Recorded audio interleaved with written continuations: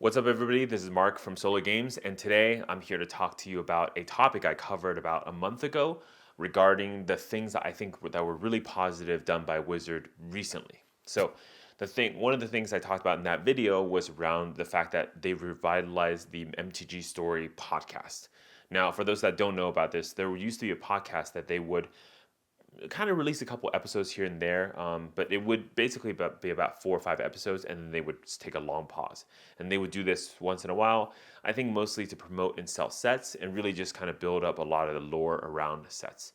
I like when people make videos or podcasts that are a little bit more deep and focused. And for me, podcast is a really amazing medium because it allows me to drive or do things around the house or, sort cards and also be able to engage with the story, right? Whereas reading the story online or something like maybe trying to figure out the story from flavor text on cards just doesn't really work the same way that I think, they think and envision their mind how it would work. Now, I mentioned in that video that the two ladies, Harless and Natalie, I commend them for starting a podcast where they're talking about the story, kind of reading through the stories that are from MTG Story, chapter by chapter, really covering the Phyrexian War arc. And so this is with Dominaria United, all the way to Brothers War, Phyrexia All Be One, of course, March of Machines coming soon. Their story is not done yet. They're pretty much in, I think, the later chapters of Phyrexia All Be One, and they're still continuing, right? And on the surface, I really like this idea. I think it's a great idea. I think it's really wonderful that they can have a medium that I can engage with. But after listening to the entire, I think, 12 episodes by them, I'm basically going to stop listening to this podcast and probably just unsubscribe for now until maybe we'll give it a shot again in the future if something changes. But I think it's really not for me. Now, I'm not saying this is the podcast is really bad and no one should listen to it. I think there's probably some people that could find a lot of interesting things out of it. But for me, it's really not the podcast I'm here for. And the reason I say this is because I think, first of all, the way that the story is being presented is really not the way I want to engage with a story. They're not reading the story kind of verbatim from the mtgstory.com, right? So a writer who has done a lot of good work and somebody who's really knows the history of Dominaria is writing these stories, right? I have no doubt the writers are well educated on the lore, well educated on the characters, well educated on like what the motivations, things about the characters.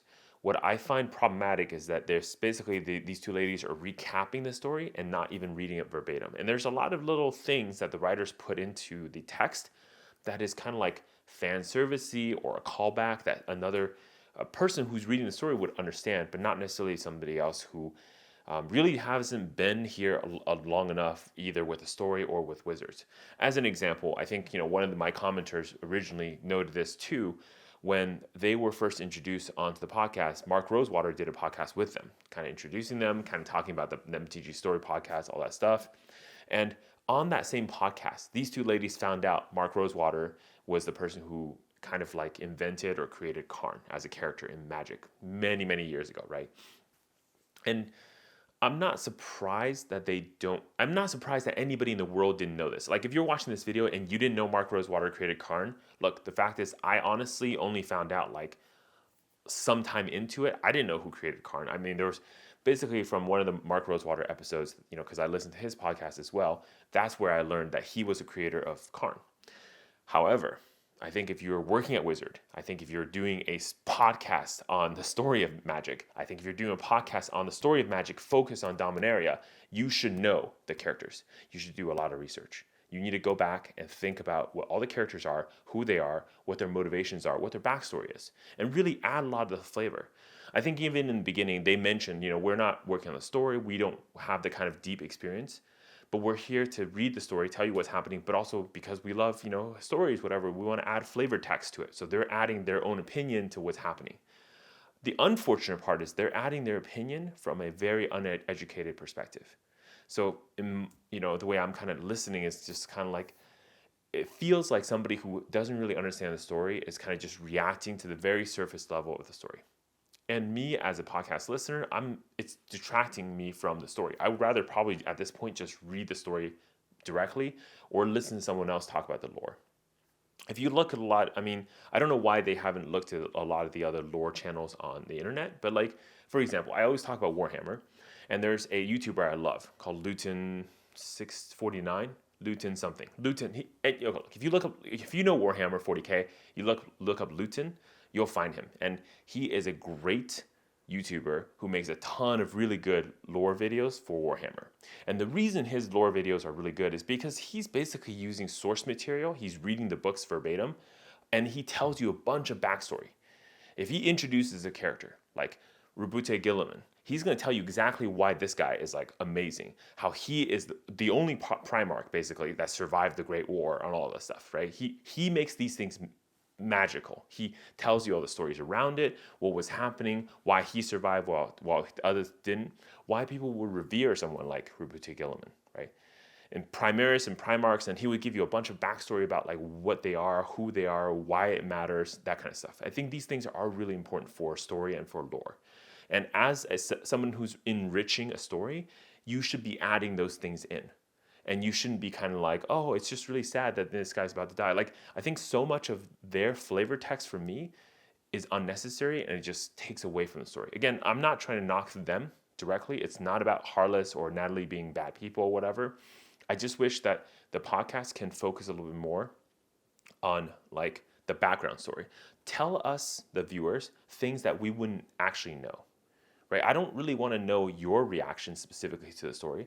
I want to know, like, for example, maybe you guys didn't know this or didn't know this, but there's a Church of Sarah on Dominaria, right? There's a thing called Sarah worship, and people worship literally Sarah, right? So the Sarah's angels, all this stuff is all like a worshiping of Sarah.